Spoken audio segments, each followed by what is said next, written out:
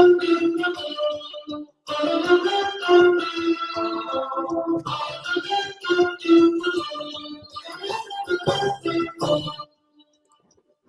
a suddenly not so casual 7-point sharp Sunday, it is Circa Millions the show, NFL Week 13. It is Sunday, December 4th, 2022. It is Sharky Waters Nation, 9 words of lifestyle. Ride the wave or get out of the water. It is the Shark. It is the Gun. It is lockbets.net, not .com. God damn it. Guns Picks. What's going on this morning, my brother?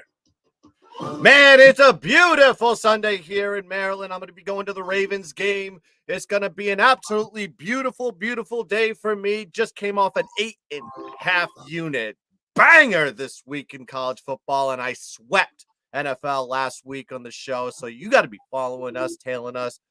Lock Bets, welcome to the show, my friend. How you doing? How you been? How's your Sunday? Thank you so much, Guns. Beautiful vibes all day today. I don't care what anybody tells you, your wife, your kids, your husbands, and anybody. All right, today's going to be a lovely, glorious Sunday. Shark Guns, happy to be on board today. Absolutely great to have you. It's been years in the making. And what else has been years in the making? The New York Jets being representative at professional football.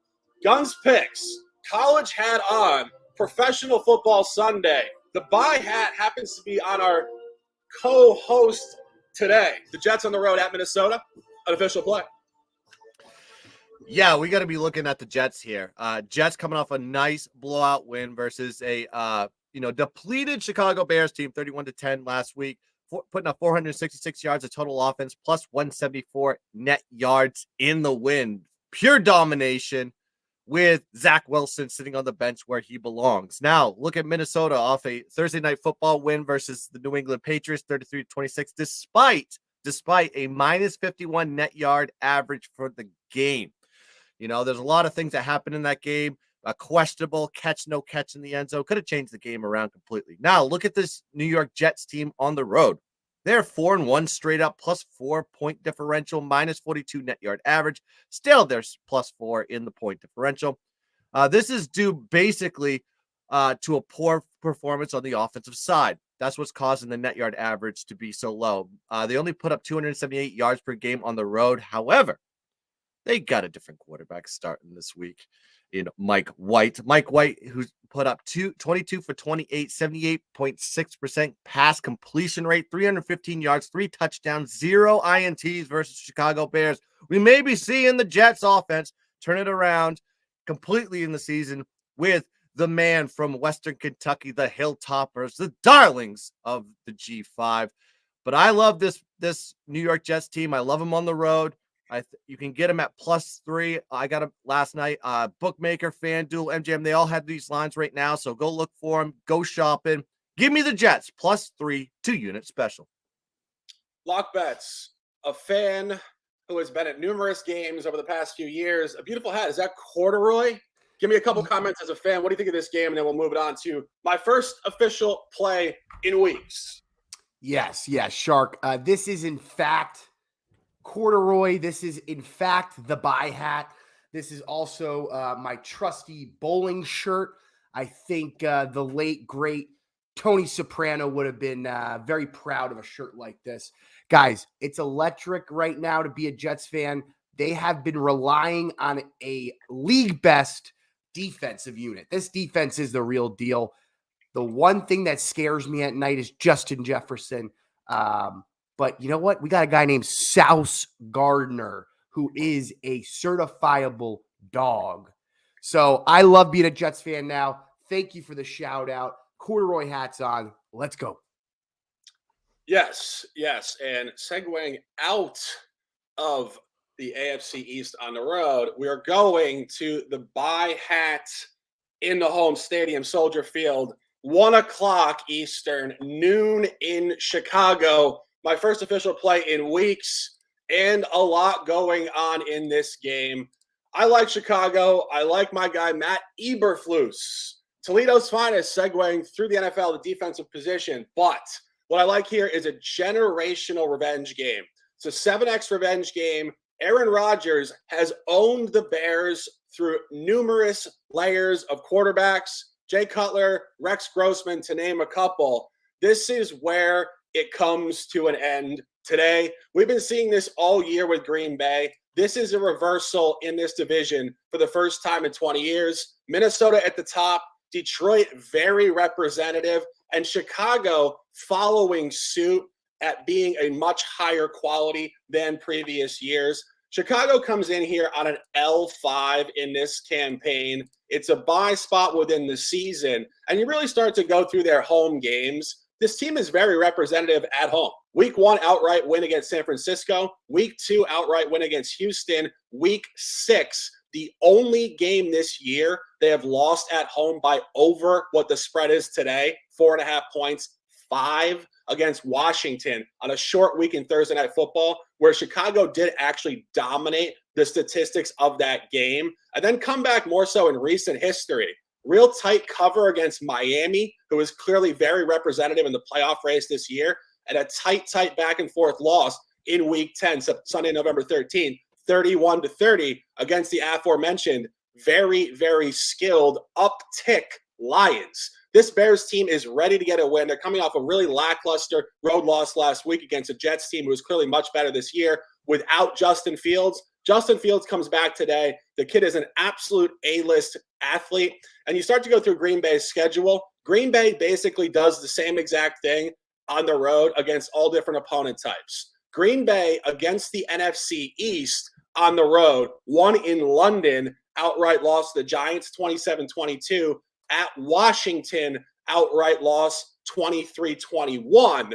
At contenders on big lines, at Buffalo, 27-17 loss, right on the number. Last week at Philadelphia, 40-33 loss, right on the number. And most specifically and pertinent to this game, road in the division, Sunday, September 11th, 23-7 loss at Minnesota. And Sunday, November 6th, 15-9 loss at Detroit. 7 points in the division at Minnesota, 9 at Detroit. Road, back-to-back sequence. Last time they played on the road at Detroit, it was a road, back-to-back sequence off of the tight cover against Buffalo. It's where they come down today. This is where the Bears stand up. I said it on Twitter. I'll say it now. Bear the fuck down, and let's turn the hell up in Chicago today. Next play, we're going to lock bets. Guns Picks will be at this game, believe it or not. Baltimore Ravens hosting what is really a surprise at this point. Russell Wilson, Nathaniel Hackett, a disastrous Broncos team. Baltimore minus 9.5. Lock bets, an official. Absolutely, guys. Russell Wilson, as we were just saying, he is an absolute character, to say the least. He is a fraudulent man on the loose, a bank robber of sorts. Denver stinks. Every single statistical category, dead last in most of them. One thing, Lamar Jackson is doing a great job with steering this offense in the right direction, but almost dead last, or like 24th in the league in red zone efficiency. Horrible, right? I think today's a great get-right spot. Guns is going to be there, all right. He's going to have his binoculars on, boots on the ground, per se. I love the first half. I like cutting this spread in half, get it to 4.5, get it to 5, under a touchdown before the half, and run out of there with a victory. But for all intents and purposes, we are making it official, 9.5. And let's get that Ravens. Let's get that red zone efficiency right today. Let's get right game today. Yeah, and Guns will be in the building with Kelly in Vegas and Ariel Epstein. I'm not sure if we have a meet and greet here, but yeah. Guns Picks in Maryland. He's been talking about this for weeks. He went to the Notre Dame game against Navy at M&T Bank Stadium. Now he goes to the Ravens versus Russell Wilson in the Grease Fire campaign. I think everybody wanted to see, and it's come to fruition. Guns Picks, talk to us. What's going on today in Baltimore? You know what? You see this at 9.5. I'm not sure what it is right now, if it gets up into the double-digit range. But the total on this one's really low. I think I saw it this morning at like 39.5. So that kind of leads me to leave it. Maybe there's a lean for the under on this one. I don't think Russ can cook cereal let alone cook on the football field anymore. His defensive guys have completely lost any confidence in him. You see the defensive tackle screaming at Russell Wilson on the sideline last week. So I think there's a big, huge disconnect in that team, completely in shambles. I think the coach is going to get fired. He should get fired with his lack of organizing that team properly, especially with the amount of talent that is on that team, especially on the defensive side of the ball. So maybe I'm putting a little bit more trust on the Denver defense to kind of slow the game down a little bit. I know Denver can't score at all. So if there's any lean on this one, I kind of like the under on this one, seeing that the spread is sitting at -9.5. 39.5, that always kind of tells me that it is always going in that direction. So yeah, lean to the under. Love it. And staying course here, NFC East football, Guns picks, taking a sip, throwing it back to the gun. Washington Commanders on the road, coming off of what is really not only a heater, but I think a very unexpected upward movement point. Now 6-1 straight up in their last 6 games. Of course, Old Dominion's finest, Taylor Heineke, had shown signs in previous campaigns. They got cute. They brought in Wentz, the high draft pick, the name, the Super Bowl, the whole thing. Of course, he didn't go to the Super Bowl. He got hurt. But you know what I'm saying? It didn't work. And I think it's a snapshot always to, guys, you don't have to play fantasy football to win NFL football. It's team, it's scheme, it's psychology, and it's group mentality. And Taylor Heineke is this group's guy. He's on fire. He wins ball games. He's an absolute game manager to a degree, but that will win in this scheme with Ron Rivera. At the Giants, a little too hot or not, the Guns likes the road team. What's going on here? Hey, you mentioned Heineke, but don't sleep on this Washington defense. They're actually doing some damn work themselves. Washington coming into this game, 3-game win streak, winning the net yards battle in 2 out of their last 3 games. Now you got the New York Giants off back-to-back losses, 3 out of the last 4 games, including a Thanksgiving Day loss, which they did cover. Lockbets did have that correct at plus 10.5. 28-20 versus the Dallas Cowboys on the road. Look, the Giants are with a 7-4 record, but they have a -1 point differential, -24 net yard average. So when you see this, like we said with the Vikings, that the value of these teams are going to get depleted, and basically, water comes to its level eventually. And I think with these Giants, they're starting to feel the water, especially with the losing streak that they're dealing with now. Now, Washington has played better on the road than they do at home. They have a +1 point differential, +19 net yard average on the road. Also, Washington versus conference opponents, let's look at that sample size, -6 point differential, -25 net yard average. However, when you look at the Giants versus conference opponents, -8 point differential, -93 net yard average. Also, Washington just playing better in the last few weeks. Last 4 games with Washington, +7 point differential, +52 net yard average, where the Giants -7 point differential, -29 net yard average. Also, Washington 6-1 against the spread in their last 7 games overall. Road team in this situation when these two teams meet, 5-0 against the spread in the last 5 meetings, and the home team, which are the Giants, 1-7 straight up in the last 8 meetings. And these two teams will going to have to meet in a couple weeks again, which I don't know what the scheduling gods are doing here, but you may be seeing a better spot to take the Giants in a couple weeks because, like the trends I just told you here, in a revenge spot. But I'm going to be going with the road team on this one. Give me Washington -1.5 is my play, but I'll like it anywhere up to -3. Yeah, and you mentioned it, but the schedule makers here are putting the Giants into really, I don't know, a bit of a pressure cooker here within the division. Obviously, 4 straight divisional games at Dallas on Thanksgiving, 28-20 loss, but backdoor cover. Now Washington, Philly, Washington again, and then they do close the season Sunday, January 8th, 2023. It will be in Philadelphia. I don't really have anything on this. I didn't look at this game in detail. I would be a little worried, Gun, that Washington's a little bit too hot. And I do think that the Giants here are 0-2 in the division, but both against Dallas. Washington is not Dallas. I do think there's a mini bye coming here as well. Obviously, having played on Thanksgiving, they will be more rested. A little disagreement here. I think the Giants have some merit, but it doesn't matter because I'm not playing it officially.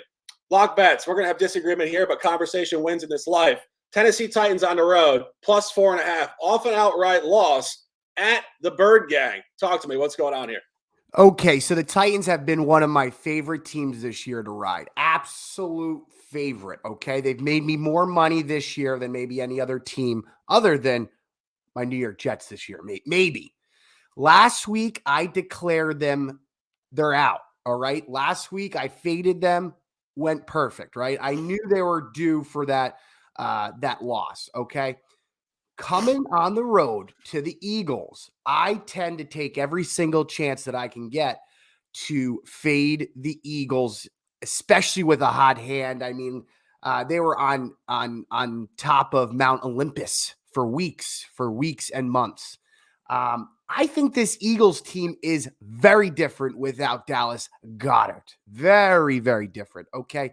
They don't have that tight end blanket, that safety blanket for Jalen Hurts anymore. So with that being said, this offense has changed. I like Titans defense lately, locking down, having that Vrabel mentality. And at the end of the day, I love having King Henry on my backfield, pounding the rock, slowing the game down.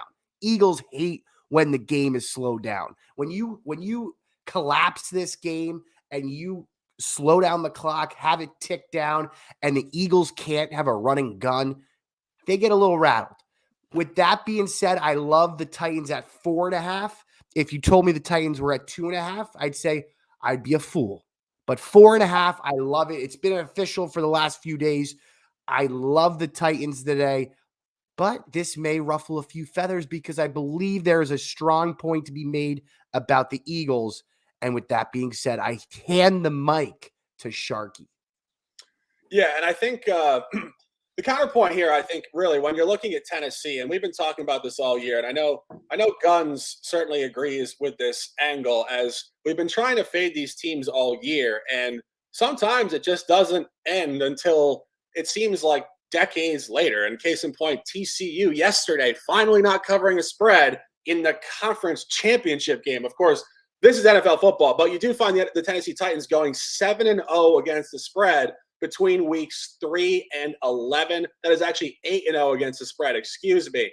But when a team goes 8-0 against the spread and they don't cover one, more often than not, it continues to go the other direction towards more of a normalized average. We did see this with the Falcons early season, who were, I believe, 5 or 6-0 against the spread. And since they didn't cover their first game, they haven't been bouncing back to go 6-0 again. They are coming back down to that 500 expected average against the spread.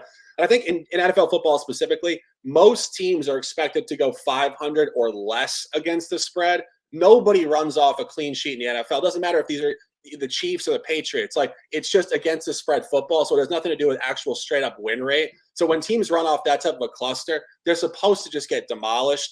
And the last time they didn't cover a home game, crazily enough, it was week 1 against the Giants. I had that way back on Sunday, September 11th. It was a low-scoring game down in Tennessee, 21-20.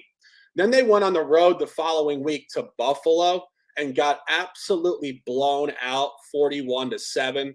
In my opinion, this is a very similar environment. Last week, they lost a very tight, low-scoring game to Cincinnati, 20-16, and it doesn't get any better for them here. They go on the road to Philadelphia, outdoors, hostile, and a Philadelphia team that is 4-0 ATS at home outside of the division.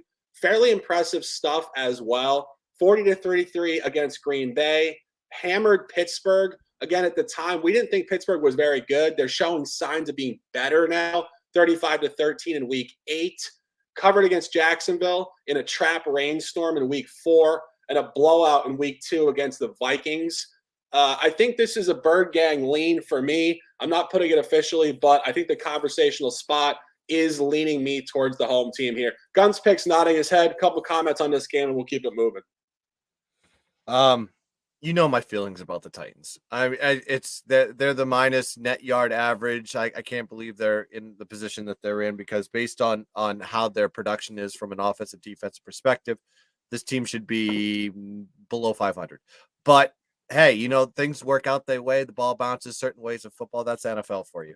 I don't have any specific opinion on this one, to be honest with you. I can see both angles. Lockbets made a great argument there. So did Shark. That's why, sometimes when you see, positive angles for both teams, sometimes you just got to take a step back, walk away from it completely. And that's where I'm at right now in this position. But good luck to you. Lockbets on the Titans today, buddy. Yeah, next play, staying in the same environment here. We're going to Detroit. And I'm looking with significance at Detroit on the money line, minus 110. And again, as I go through the schedule and I start to see what these teams are doing, the Detroit Lions are very impressive for me here. Since week 8, non-cover or push against Miami very late, 31-27. Very representative effort there. Then outright win at home against Green Bay. First divisional road win in a long time at Chicago, backed up success with success, and then backed up success with success again at New York, 31-18 in week 11 before coming home on Thanksgiving and almost beating Buffalo. So this team is incredibly representative. And you even go back to early season, 3-point home loss to Philadelphia, outright win against the now hot Washington Commanders, super tight loss on the road at Minnesota, who we know is looking at the number 1 seed in the NFC, a game Detroit was up 14 points in the third quarter in, and a tight home loss to Seattle, who is also far better than people think. Outside of 2 isolated road losses in week 5 and 7 against the Patriots and Dallas, Detroit has been very, very above average this year. And you look at Jacksonville coming into this game. Jacksonville is 0-3 road ATS outside of the division. Jacksonville's coming in here off a gigantic, and I mean gigantic, emotional high last week, walking it off against Baltimore at home 28-27. They have a road divisional game at Tennessee next week. This is a trap spot. I'm going to drop this right now as a quarter unit play. As I mentioned, I'm toning it down for my own personal entertainment. I like to have some beers and not have $1,000 on every single game. So this is a quarter unit official play. Detroit, Michigan, stand the hell up. I should be playing some Eminem right now. Minus 110. Lock bets, any comments on this game or what's going on? Talk to me. Yeah. I'm with you, Shark. I'm with you. The Jaguars are coming off this high heat, high energy last week. Okay. And are the Jaguars a team of momentum? Are they going to get this momentous swing? I don't think so. I don't see it. One team that has been consistent, hardworking, hitting the iron last few weeks are the Detroit Lions. Okay. They have been absolute grinders. DeAndre Swift, Williams in the backfield, and they have their darling rookie wide receiver coming back today. Jamison Williams, I believe is his name. Is that the Alabama superstar? He is making his season debut today. So I love him. And you know what? You talked me into it. I will be putting a quarter unit on it myself. I love it. Guns picks, comments? Yeah, I mean, when you watch the Jaguars doing what they did last week, I always look at Trevor Lawrence as a coin flip. He's almost got Kirk Cousin type mentality when he goes into some of these games. He either plays his best game or he plays way off. Detroit at home on that carpet, just an electric team to watch. They score a lot of points. They go tit for tat with you. Lean over. That's probably what I do. Is like when in doubt, you always take when Detroit plays at home. It's always a boat race with every team they go against there. That's probably the direction I go with this one. Looking at the lines on this one, point differential wise, every split, the spread just looked a little bit sharp.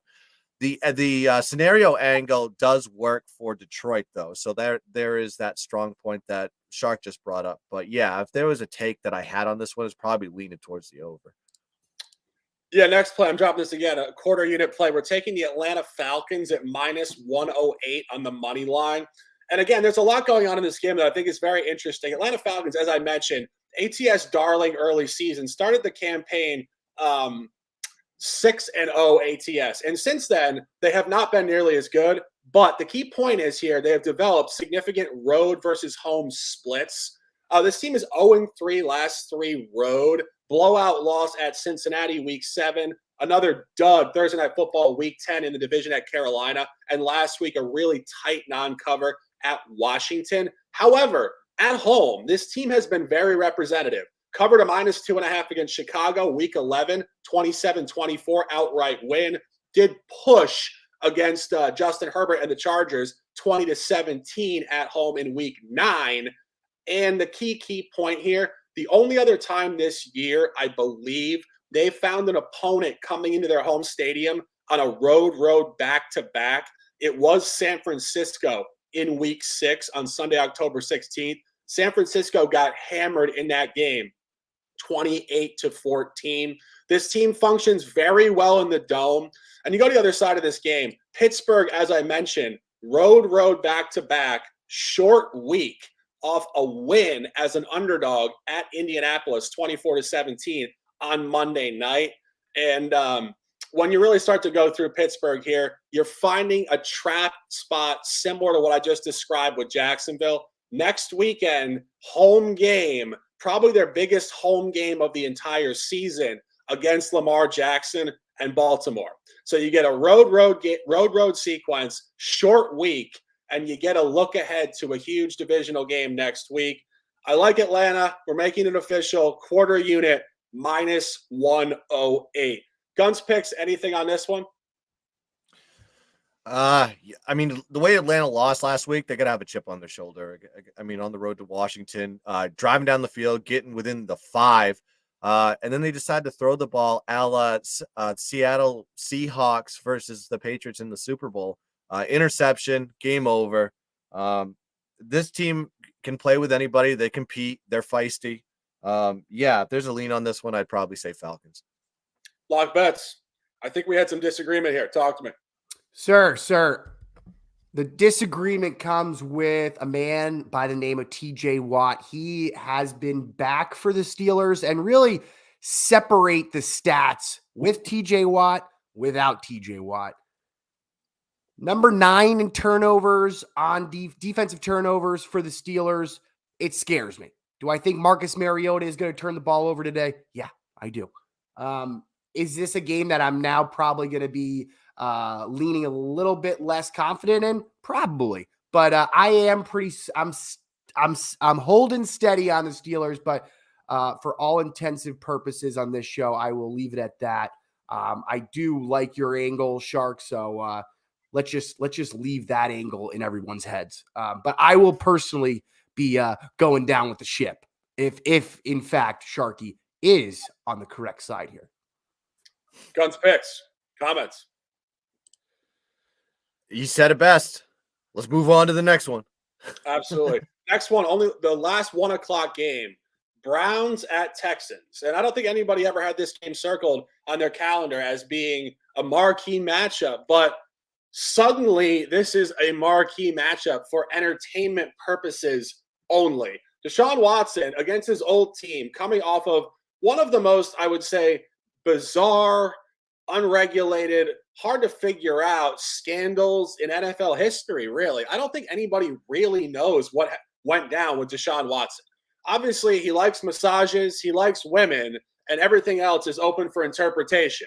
But nonetheless, he gets his first start here for the Browns this week against a 1-9-1 Texans team, 0-4-1 at home.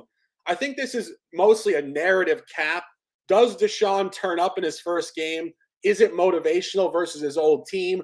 Or does he feel weird vibes going back there? Is he feeling like he's under the microscope? He's going to get chirped aggressively by fans, undoubtedly. I don't know how to read this game. This game really could go one of two ways psychologically. Throw it to the gun first. What do you think about this one?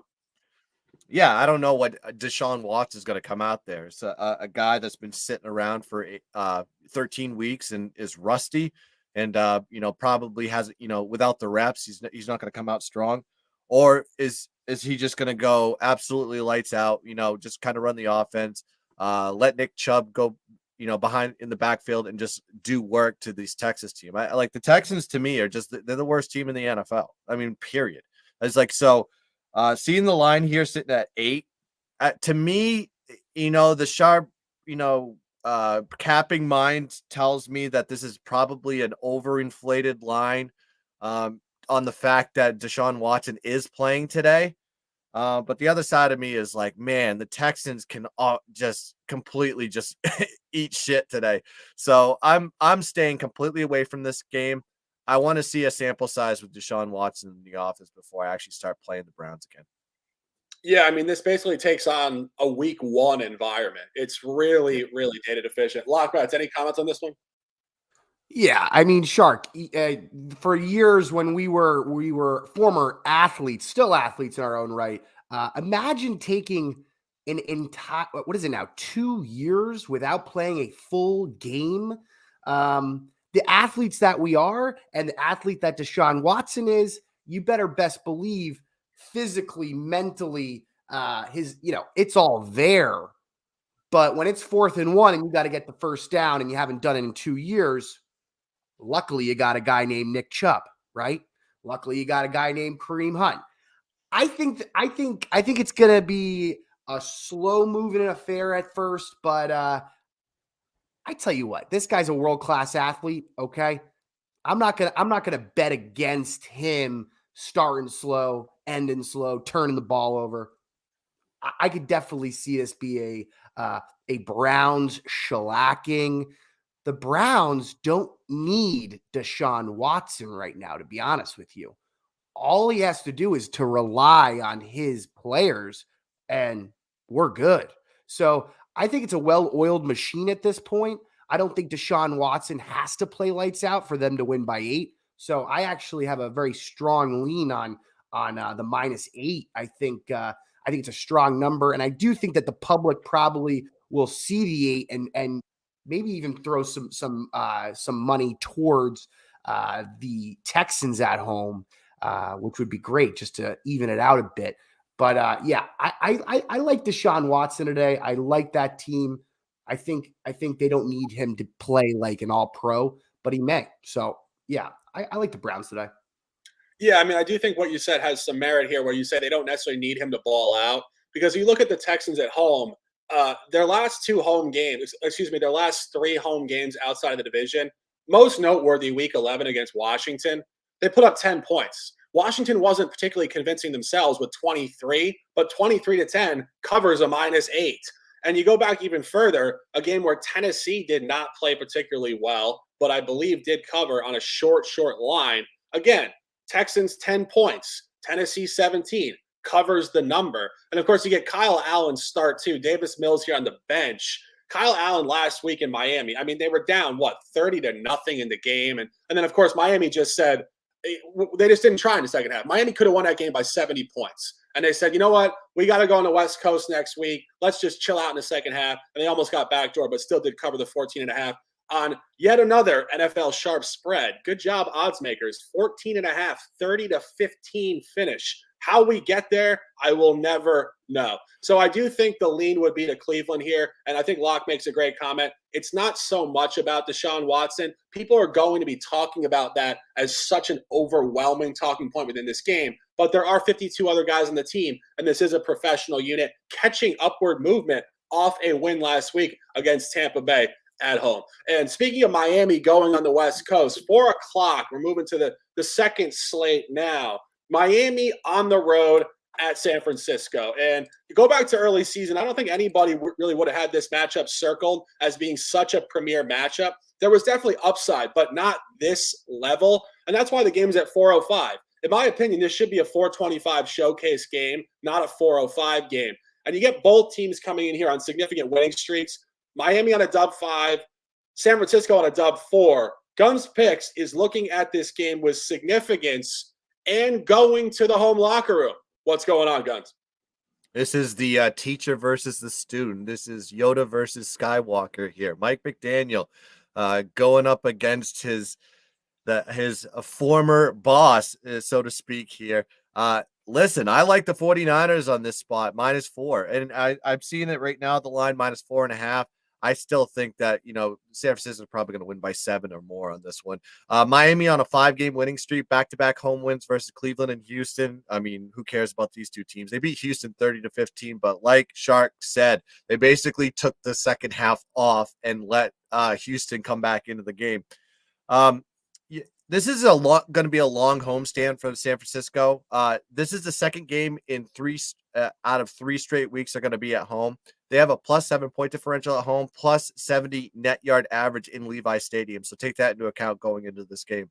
Miami is a great home team. You see what they can do at home. However, when they're on the road, they're not as good. Minus 5 point differential on the road, plus 30 net yard average in that regard. Also, Miami, they want to beat you in the pass game. They got 292 yards per game passing through the air, 9 yards per attempt. Tua is having a contention MVP style season. But San Francisco, they have a great defense. They can defend against the pass. They're ranked 11th against the pass, and they have the 9% sack rate. 49ers also want to pass the ball too. They average 65.2 pass completion rate, 243 yards per game at home this season. Miami is showing some exposure in the passing game, though. They do give up 234 yards per game to their opponents, but the completion rate is the interesting one. They give up 67.8% pass completion rate to their opponents.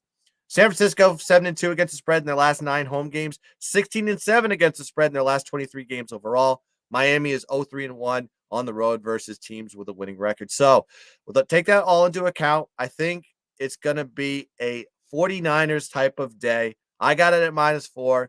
It's -4.5 right now, so I would still take it at that as well. But that is going to be the play for me. 49ers -4, 2-unit special. Yeah, I would tend to agree with this. I had suggested last week I thought the Niners would hammer the Saints, and they shut out the Saints. And the Saints hadn't been shut out in, I believe, 20 to 25 years. And that's just a showcase to the quality of this defense. And it's a team that's catching significant upward movement in what really is a wide open NFC. And this is where I think they catch their wins. They're now coming in here. This will be their second home game in a 3-game sequence. Early season, they played a ton of road games. They played a lot of back-to-backs and situations. This is where they catch their upward movement. And as Guns mentioned, Miami on the road, not great.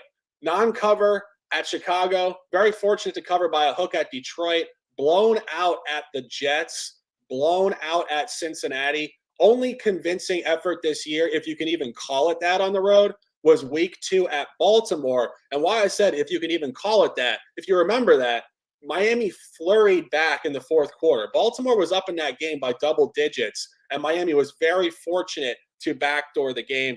I would lean here with significance towards San Francisco. And Block Bets, any comments on this one? I think at the end of the day, you got 2 high-flying offenses, very prolific offenses, 2 of the best, right? But like Gunn said, Shanahan taught this man everything he knows. So what exactly is McDaniel going to do to outcoach his former mentor? It's going to be tough for them. I think if we're looking at defense versus defense, because at the end of the day, that is going to determine who wins this one. 49ers locked, loaded. I would take them over the Dolphins defense. At the end of the day, I'm going to be a fan for this game. Watch it with some popcorn, maybe a few brewskis.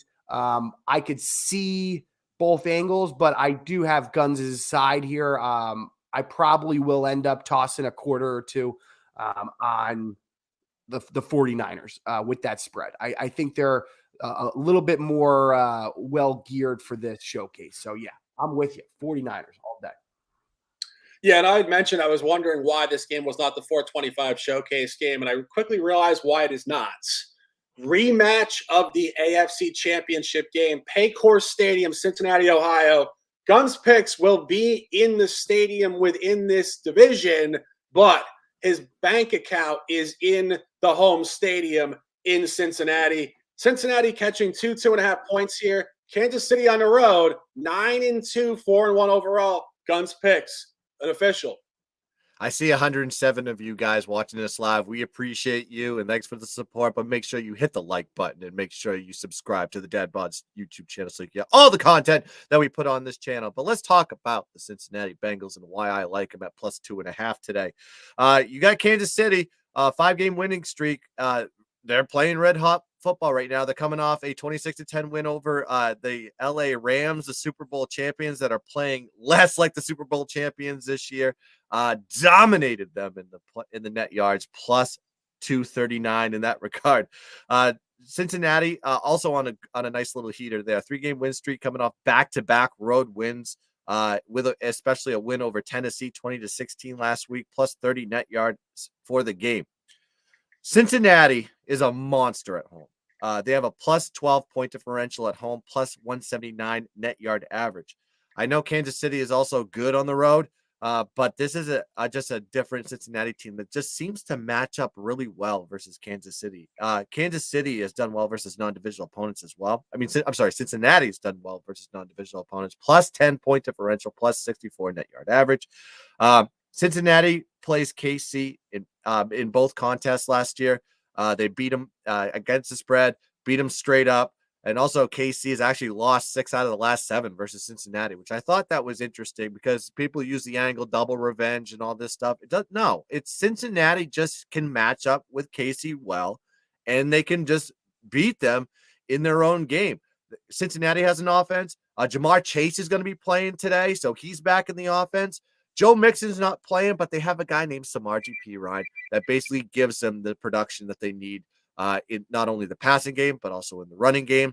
This is going to be Cincinnati all day for me. I'm getting them at +2.5, and I just think Kansas City is just overvalued in this spot, and Cincinnati will roll. Give me Cincinnati +2.5 as the play. Yeah, I think you make a very good point here. When you look at Cincinnati, it's something that I've been saying since the very beginning of this season, where they started 0-2. They were 2-3 through 5 games. They were 4-4 overall after a blowout loss at Cleveland on Halloween night. However, I've said this numerous times, and I'll say it again. Last year, before Cincinnati caught their momentum late season and went to the Super Bowl, they had the exact same record through 9 games. They were 5-4.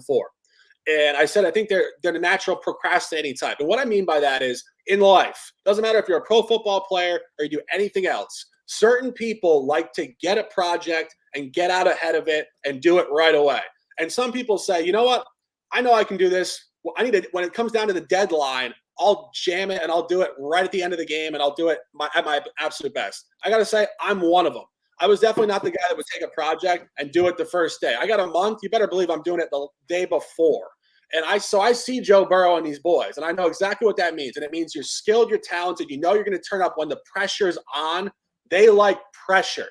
And they put themselves into this position. Now they're 7-4, coming off back-to-back road wins and covers. Impressive ones at that in the division at Pittsburgh, and following that up at Tennessee. Difficult travel and showing the skill and talent which got them to the Super Bowl last year. As Guns mentioned, they've owned Kansas City. And I think Kansas City on the road here, a very specific corollary, which I think we can go back to, week 3 at Indianapolis. It was the only time this year they played a road game in the AFC outside of the division. We had it at +5.5 in week 3, Indianapolis. Indianapolis won that game outright 20-17. And we've discussed this as we go through Kansas City every single week. Kansas City is showing very situational road trends. For whatever reason, they are fantastic on the road at the NFC, having put up 44 at Arizona, 41 at Tampa Bay, and 44 at San Francisco. But at Chargers non-cover and at Indianapolis in the corollary spot, outright loss. I do agree with this look. I think there's going to be a lot of public action on a Kansas City team that is hot. It is sexy. It has name brands on the jersey. It has flair and appeal from an entertainment standpoint. And it is an ex-championship team in what Guns said has become almost an obsession now in handicapping, where revenge games stands over almost anything. And it's an interesting point to note. I'm not on it officially. I do agree that Guns has great angles here. Lockbats, a couple comments on this one? Yeah, I like the analysis. I think it's a great angle to take. There are some outliers in this league, and Patrick Mahomes and the Chiefs are one of them. So I think we should just move on to the next one. I think both teams could show up any day of the week, any minute, any given time. Patty Mahomes is a little firecracker. Sometimes he's about to get lit and blow up in smoke, or sometimes he turns into an absolute doll and a tulip per se in a game. So this one, I'm going to be a fan. I'm going to watch a few beers, and I'm going to be rooting for Guns picks on this one. Yeah, next play. Last official, the 4 o'clock slate. Throw it to the gun first. Las Vegas Raiders at home, a team that I've been saying all year is going to show upward movement, and they are.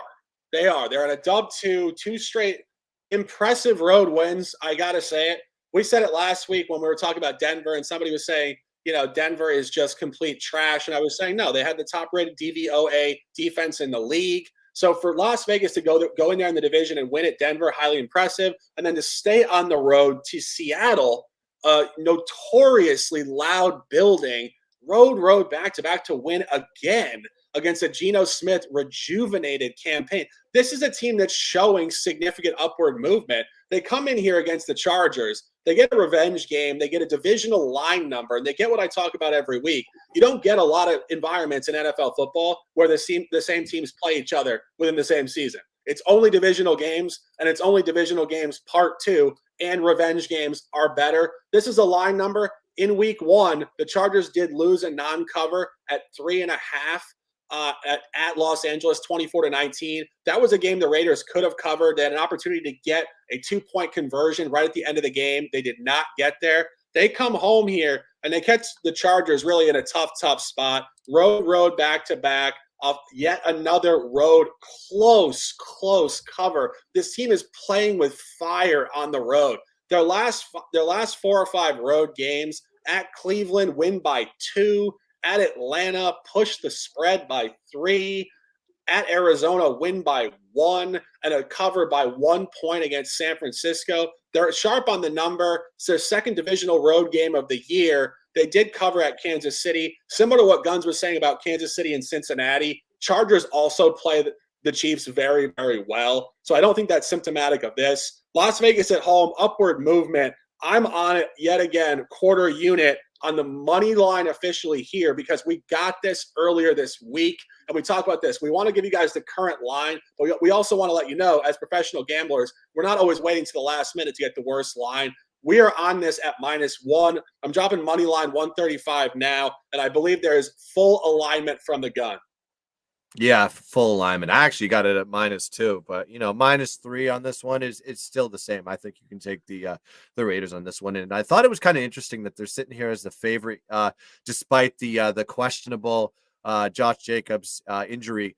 I'm still seeing him as questionable. I haven't looked to see if he's actually going to be playing or not. But to me, when you see the line still sitting here and having that upward movement, I'm still going to be on the Raiders in this one. Raiders off back-to-back road wins.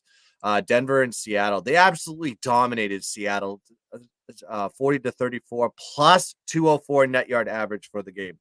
Now you have the Chargers here, tight road win versus the Arizona Cardinals. Not a good home team, by the way. The Arizona Cardinals, 25-24, despite having a -55 net yard average for the game.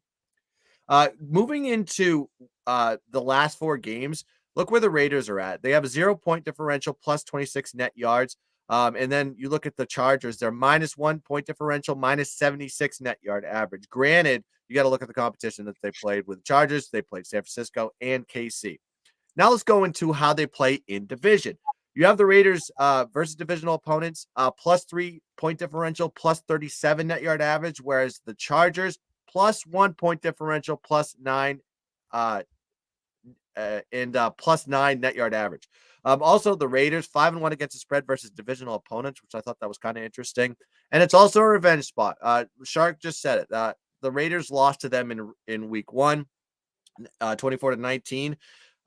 So if there's any quote unquote revenge spot in the NFL, I'm not sure if I disagree with it, but it seems like this year in divisional games, the revenge spot has been the spot that you want to take the team on revenge. You've seen it week to week. That's kind of like been predicated in as terms of the spread goes. So I'm going to be jumping on this one. I can't believe I'm taking the Raiders, but I'm going to ride with them here. Give me the Raiders -2. That's 2 units for me. Yeah, and as you mentioned, when we discuss a team like Cincinnati and Kansas City outside of the division, the revenge angles are slightly different than divisional opponents that do play each other twice a year, every single year. I got to run for a half second. I'll be back in 20 seconds. Lock bets, alignment, and talk to the people. Full alignment, Sharky. Full alignment, Guns. Raiders have been like one of those teams all year that I've been talking about, and I've been waiting for things to be clicking. I mean, Devontae Adams finally has this really solid relationship with Carr. Fully healthy. Beginning of the year, he wasn't clicking nearly as much as they are now.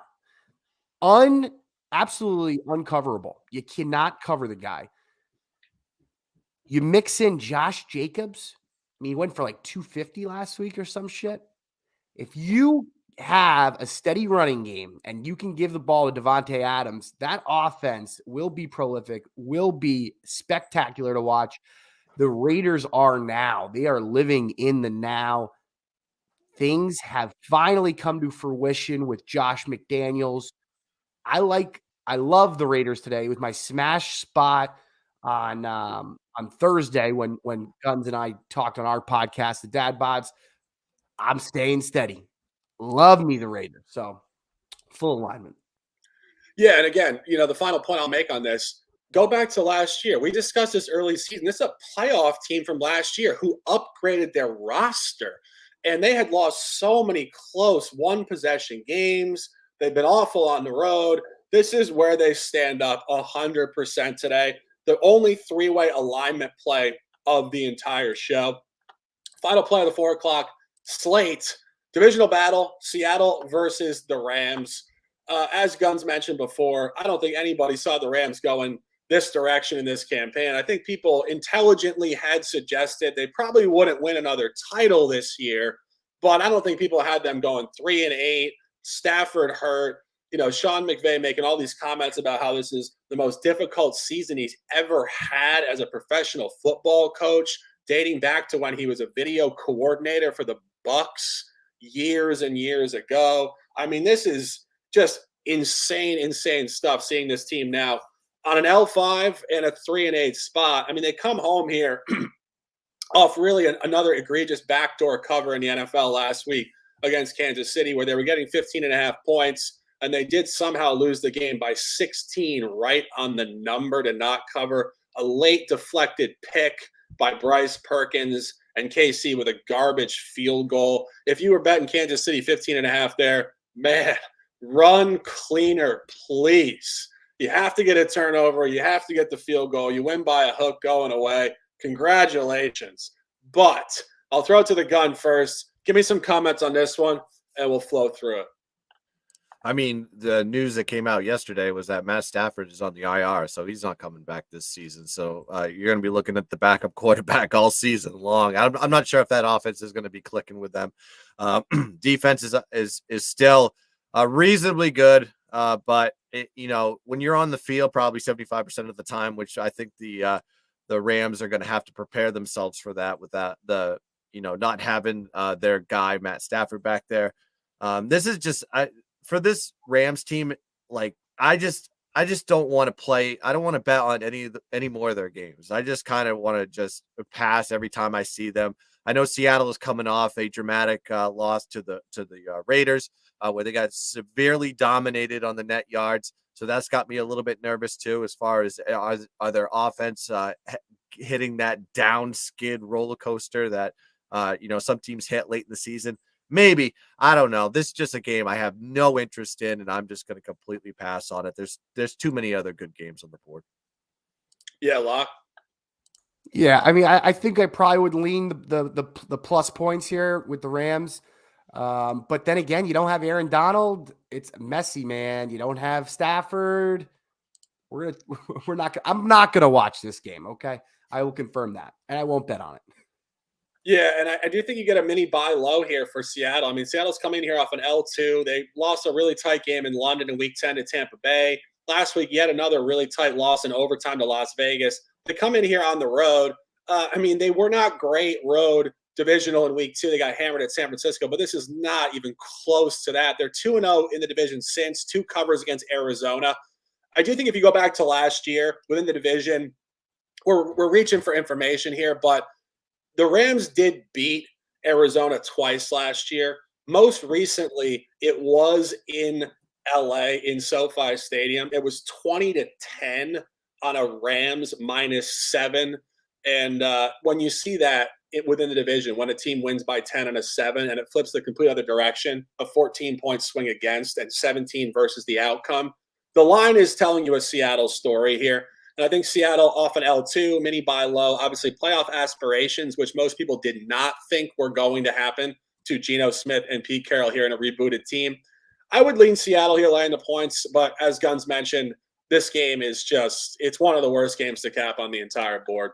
Late night, we're going Dallas Cowboys home game 2 off a blowout turn backdoor non-cover on Thanksgiving afternoon against the Giants. AT&T Stadium, Arlington, Texas.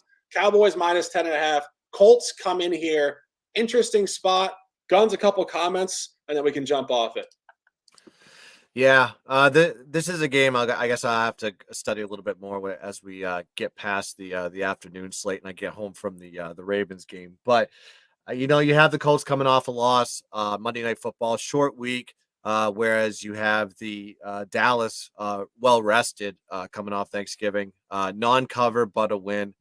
I don't know with the Colts, they can play defense. Their offense is always a coin flip on if they want to show up or not. But they seem to play really reasonably well versus the stronger competition in the league. So maybe it's a lean towards the Colts. Just talking this out here. I don't have an official play yet, but I'll have to look a little bit further how they do against teams above 500 because that may be an angle that you can lean on the Colts. Yeah. I initially leaned the Colts as well, but now that I'm looking at it, Dallas at home outside of the division, excuse me, has been incredibly impressive. You go back to 2 specific ball games, Week 7 and Week 8 against Detroit and Chicago, similar big lines, 24-6 blowout, 49-29 blowout. Obviously, off a non-cover, a backdoor. You could make some arguments for Dallas showing sustainability on this type of figure at home outside of the division. The only problem here is that obviously with Frank Reich having been fired prior to Week 10, we're in a small sample with the Jeff Saturday Colts, and it's clearly a different group. It's just a different mentality. It's a different scheme. It's an ex-player. It's a guy who gets along with the owner. And of course, he did reinsert Matt Ryan as a starting quarterback. The only road game within the Jeff Saturday era was an outright win at Las Vegas, 25-20. They also did cover the first home game off of that game against Philadelphia, a 17-16 hard-fought loss. Monday Night Football, I think that was probably just a letdown spot off of 2 big efforts prior. Theoretically, this would be the bounce back off of it. And of course, Dallas is running very, very hot in the campaign. So moral of the story for me here is I just made the comments for Dallas, but now you can make the same comments for Indy. This is going to be a tough game now that I'm looking at it. Lock bets, comments. Yeah, I mean, this is literally the worst offense, one of the worst offenses versus one of the best defenses. Scares the living daylights out of me if I were to take the Colts in this. Matt Ryan will be seeing a lot of stars out there today. With that being said, can he hand it off to Jonathan Taylor and expose the small hole in the Cowboys defense, which is their rushing defense, and cover the spread? I can see that as well. So I will do a slight lean on the Colts. But yeah, I have no confidence in that pick. No confidence in that pick at all. So I'll let the experts, Guns and Shark, make a further call on that. But yeah, I could see both angles pretty clear. Yeah, no, I had originally thought Colts again, but now that I'm looking at it, there's a significant counter angle to taking the Colts here. So that's the show for today. A lot of officials to drop. Buy hat engaged. Chicago Bears 7x revenge game, generational revenge game. Packers 0-2 road in the division, 7 points at Minnesota, 9 at Detroit. Back to back on the road off a hard fought game last weekend at Philadelphia. And the Bears functioning very, very well at home in what I didn't mention before, a divisional revenge game on a short number. Week 2, Green Bay did hammer them 27-10 with a second quarter flurry at home on a minus 10.5. 10.5 should hover around 7.5, 6 on the road for strength and neutrality. This is short at 4.5. It's where you want to buy the Bears. Bear the fuck down. Other leans, which are quarter unit plays for myself, I will post them. Tell if you guys want. It is NFL football. We're ready to dominate. Atlanta Falcons at home, minus 108. Detroit Lions at home, minus 110. Philadelphia Bird Gang, minus 4.5. And Las Vegas Raiders, as I mentioned, we booked this a couple days ago. It's gotten steamed significantly, so I'm dropping the money line right now, minus 135. Lock bets, 4 top plays. Disagreement from Lock. Best of luck to my guy. I love this guy. We're going to feature him a lot more. He's great, great human and a great on-air quality. Tennessee plus 4.5. Baltimore minus 9.5. Pittsburgh minus 1, and Vegas alignment, ATS as the current number, minus 2.5. The gun, New York Jets on the road, fading Minnesota, a scorching hot Minnesota team. New York Jets, great on the road, surprisingly, plus 3. Washington minus 2, San Francisco minus 4, continuing upward movement. Cincinnati in the marquee matchup of the 4 o'clock slate, plus 2.5, and 3-way alignment, Las Vegas, yet again, minus 2.5. Guns picks, a pleasure as always. Close them out with some words, and let's dominate. Dude, chat has just been absolutely electric today. Appreciate everybody that's been commenting. And I see there's been over 100 people watching this consistently today. If you haven't hit the like button, if you haven't subscribed to Dad Boz, do it now and do it. Help us grow as a show. And that's going to do it for this week. Make sure you check us out. I got to figure out when we're going to do a bowl show, because we got to do a bowl show for the college football. We'll get to that when the time is right. And then just check out all the content that happens, Dad Boss Podcast. And we'll be back next Sunday for week 14. Till then, see you guys. Good luck. Let's cash some tickets. And as always, let's keep dancing.